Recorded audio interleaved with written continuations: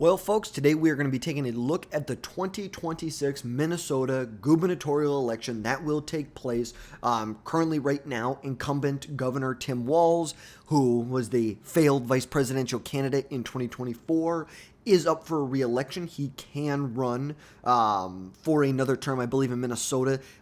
Since the adoption of the four-year terms in 1962, no Minnesota governor has been elected to a third term. Could Tim Walz do this for the first time? But before we get into it, drop down below, hit that subscribe button, and make sure you never miss another video from us again in the future.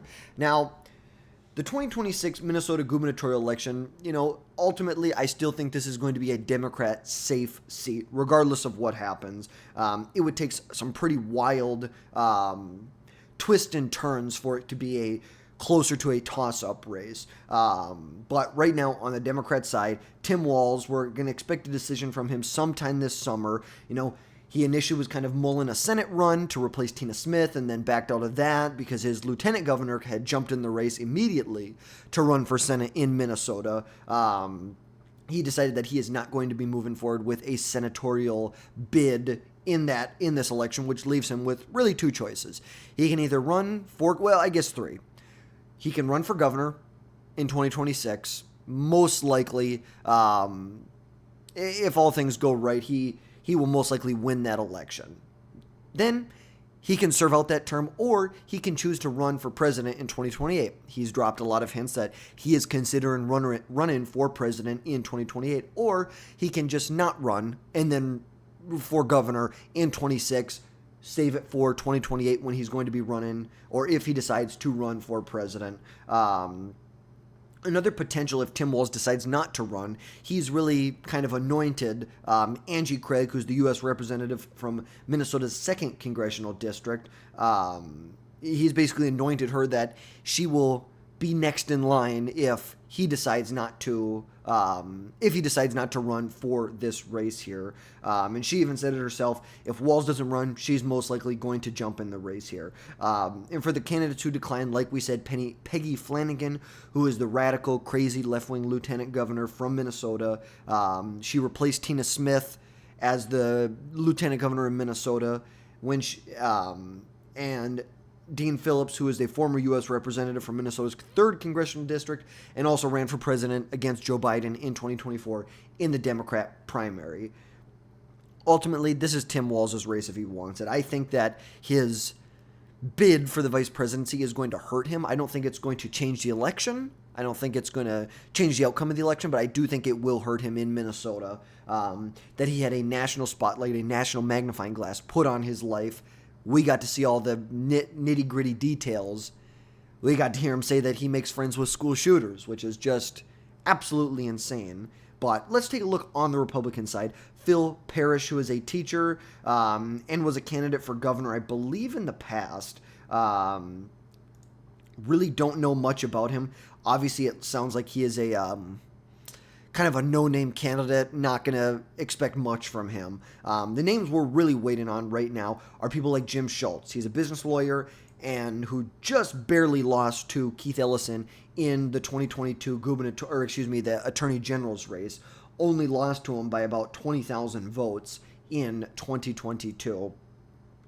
Kendall Coyles, who was the Republican nominee for Minnesota's 3rd Congressional District in 2020, and lost the Republican primary in 22 to be the governor or the nominee for the Republicans for governor in 22. And then Scott Jensen, who is a former state senator. He's a family clinician, and then he was the GOP's nominee for governor in 2022. Someone who I do not want to see in this race, David Hahn, former chair of the Minnesota Republican Party. No thanks. The Minnesota Republican Party is a disaster. We do not want their former leader to be running. Absolutely not. If you want to elect a Democrat, just vote for a Democrat. We don't need a Democrat in the Republican primary. Let's just get that straight. I think most likely we're going to see someone I think Kendall Coyles would be he's a very, very active in national politics recently, especially when it comes to issues like transgender issues, education, school, and stuff like that. He is very active in that portion of the political sphere. Some other people that have been thrown out there is the current Speaker of the House from Minnesota, which they have a power sharing agreement where she will remain Speaker, but her name has also been thrown out there. And a couple people who have declined, Royce White, who is running for the U.S. Senate. He was the Republican nominee for Senate in 2024, and he is now running for Senate in 2026. And I'm going to tell you this, Royce White is a horrid candidate. A horrid candidate. If the Republicans want to lose, nominate Royce White.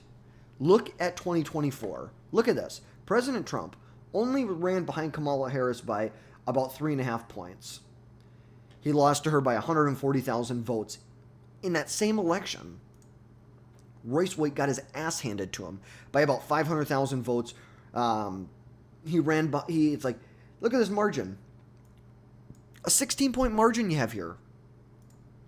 You ran Trump 140,000 margin. Royce White 500,000 margin. Like, it's ridiculous. He was a terrible candidate. He's a ultra extreme MAGA Republican that, ultimately I do agree with a lot of the things that he has to say. And I'm going to continue to say there are a lot of things that I disagree with him on, but there's a lot of things that I very much agree with him on. But it doesn't mean that he's the best candidate to win this election. Minnesota at this level is a lean, if not likely, Democrat state. We cannot mess around. Like, we are not going to. You can elect a good conservative Republican without having to elect one of these crazy radical conspiracy theorists. Just look. This is how much he was able to raise. He raised $130,000. That's how much he raised as of July 2024. The only endorsements he has, Matt Gaetz, Steve Bannon, Alex Jones, Kerry Lake, Mike Lindell. Wow, what a great lineup. Just what a horrid, absolutely horrible. There were much better candidates in that primary. Just look at this. Amy Klobuchar was $19 million. $19 million frickin' dollars. It's ridiculous. In a state that President Trump lost by 4 points, Royce White ran behind and lost by 16 points. It would be horrid for him to be the nominee for Senate or governor in Minnesota. But then you have people like Pete Stauber, who is the representative from Minnesota's 8th Congressional District, and then Tom Emmer, who represents Minnesota's 6th Congressional District. He was also a nominee for governor back in 2010. So let's look at the history of Minnesota. Back in 2022, Scott Jensen and Matt Burke against Tim Walz and Peggy Flanagan lost the election by about 200,000 votes. They lost on a margin of about 8 points. You go back to 2018, you have Jeff Johnson. Even worse, they lost the state by about 11 points, 11.5 points here. 2014, same thing. Lost by about 5.5 points here. Just not great. The last time they had a Republican governor was Tim Pawlenty back in 2006 was the last time. And there was a big independent candidate that was in that race. 2010, Mark Dayton won barely by about 9,000 votes, beat out Tom Emmer in that race. But Tim Pawlenty obviously was a 2-term governor from Minnesota, initially elected back in 2002. After Jesse Ventura, Jesse the Body, was our governor for a couple years. Obviously Republicans have not had a great winning streak in Minnesota. We haven't held a Senate seat here since 2006 when Norm Coleman, or maybe it was 2004 when Norm Coleman won here. It's like that was the last time we had a senator here. I couldn't tell you the last time we had a statewide race or seat held by a Republican. Just not great margins for the Democrat or for the Republicans in this race. So ultimately, you're looking at the predictions. Inside Elections has it as a solid Democrat. Cook Political Report has it as likely Democrat, which I would definitely agree with their assessment. Now, you look at let's look at the 2026 Senate, Minnesota. This is where Tina Smith no longer running for re-election, or she decided she was not going to run for re-election. This is where you have a lot more people who have kind of thrown their names out here, where you have people like Ilhan Omar, Melissa Hortman, Keith Ellison, and Angie Craig. Would not be surprised if Angie Craig jumped in this race, to be honest with you. Peggy Flanagan is a radical left-wing lunatic. So is Ilhan Omar, Melissa Hortman, and Keith Ellison. Angie Craig, she's a lunatic, but she's more down the middle. She is much, much more down the middle relative to anybody else that's in this race here. Obviously, a lot of people who have declined to run for this race. But look at this. As far as the Republicans go, Adam Schwarzy, former Navy SEAL, Royce White have jumped in. You have Julia Coleman, who is, I believe, the daughter-in-law of former U.S. Senator Norm Coleman from Minnesota.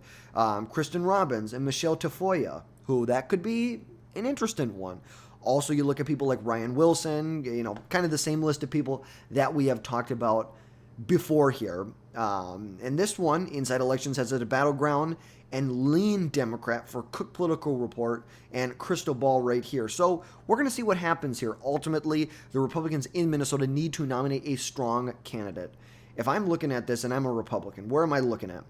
I'm looking most likely at like Michelle Fischbach, Kendall Quayles, Ryan Wilson. He ran the closest election in 2022 for state auditor. That was the closest election. Jim Schultz lost by about 20,000 votes. Ryan Wilson lost by 9,000 votes. Very, very close election in Minnesota at those statewide races. Ultimately, the Democrats were still able to pull through. But it could really, really hurt Democrats, especially. It's like this race over here for governor has really started to shape up. We're either going to see Angie Craig or Tim Walz. I think this is going to be a safe Democrat seat here. The Republicans in Minnesota have some room with the Senate, though. If they, someone like Peggy Flanagan, who is just crazy radical, someone like Keith Ellison, Melissa Hortman, or Ilhan Omar, I really think that really could send a lot of moderates and independents either looking for a third-party candidate or looking to vote for a Republican. That's just the reality of the situation. Governor's race, much more out of reach. Senate race, much more in race. From the National Republicans, the Senatorial Committee, they said Minnesota's number 4 on their list for who they're going to target. If you're looking at the 2026 Senate election, let's see if I can go. Let's look at the Senate for 2026. So, really, the Democrats currently hold Michigan and Georgia, New Hampshire, Minnesota. These are the big targets for the GOP. They see Michigan, Gary Peters, he's not running for re-election here, a state that President Trump won by, and Georgia, another state where President Trump won by, where you have a senator who's up for re-election, John Ossoff, and potentially a very strong candidate in Brian Kemp in Georgia. They look at New Hampshire as number 3 here, where if they're looking to target these races, these are their top 3, and obviously Minnesota is number 4 here, which should be no surprise. I think there is definitely some room for improvement in Minnesota, especially with these radical candidates who we are seeing jumping into the race so far. But you know what could tank this for the Republicans? Someone like a Royce White. Do not nominate him. If you want to hand this election to one of these radicals here, nominate Royce White. It really is just as simple as that. But let me know what your thoughts are down in the comments on the governor's race, the senator's race. Throw them out there. Hit that like, subscribe, and share button, and we'll catch you next time.